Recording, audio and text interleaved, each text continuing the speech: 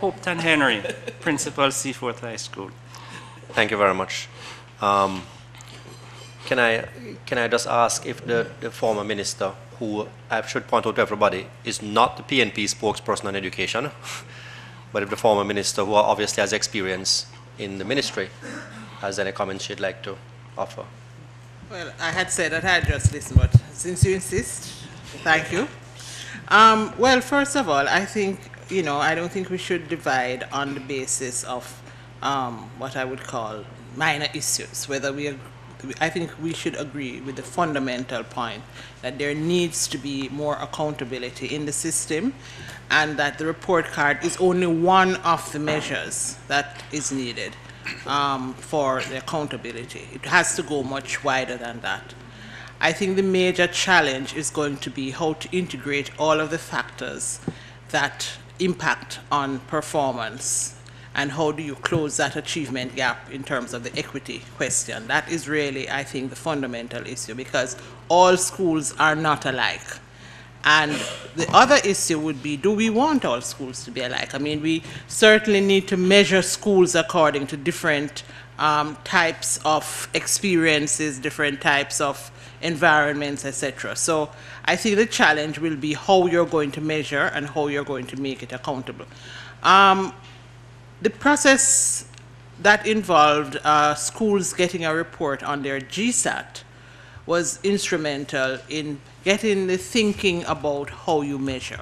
I don't know how many people know it, that was the cause of the delay in 2006, when a new card was introduced, where every student has some report which says how they performed. Every teacher gets a report for her class, and the school gets an overall report, and parents have that they can take to the secondary school. I don't know how many of them actually do it and how many of the schools demand. But I'm saying that there are building blocks that we can start to use, because it gives the school that they're leaving from an idea of what are some of the strengths, what are some of the weaknesses, and the receiving school can also get some indication. The problem is to get people to use that data. And it is a cultural issue. The other issue is when the principal becomes, or the principal is accountable, we have to find a way, and I'm not here, I mean, there are principals here who can say this better than I can and know it better than I do. They're overburdened.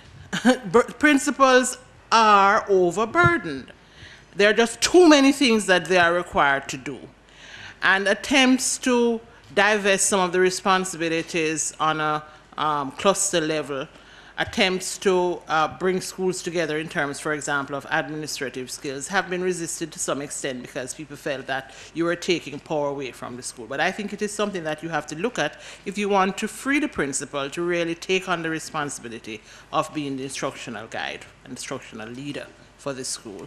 So those would be by way of my comments initially. I really would like to hear the rest of the discussion. I'm Ralph Chen, Civic and Consumer Affairs Advocate. I'd like to make a couple of observations. On the matter of accountability, I think we are on the right track, because accountability is the most fundamental pillar of good governance in business. And I would also like to postulate that we must see the running of a school as being akin to management of a business, and that the role of the principal is really analogous to that of the CEO in a business. And as I say, in businesses, accountability is of fundamental importance. Now, on the matter of information, providing greater information, again, that is a critical success factor. In fact, here's a newspaper article which I rediscovered yesterday, which says Jamaican businesses lack information guidance. And therefore, what I am suggesting is that the Ministry of Education ought to create a post, that of Chief Knowledge Officer, someone whose job it is to garner information on educational developments worldwide that could be of relevance to us in improving our own local situation.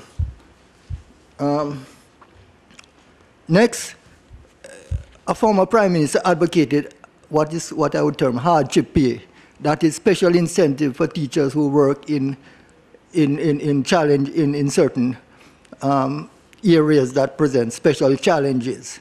Again, we should look at that incentive pay, because that is something which is another practice from business, which I think has had good results there. Next, I would like to say that we need to produce young people who have an interest in community service, and that we should inculcate and foster community service as a means of providing training better citizens. In fact, here's another article which I have, which says, active involvement in public life is essential.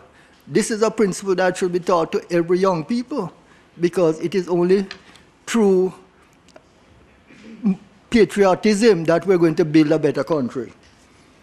And lastly, someone who is in the financial sector recommended establishment of a Ministry of Human Resources.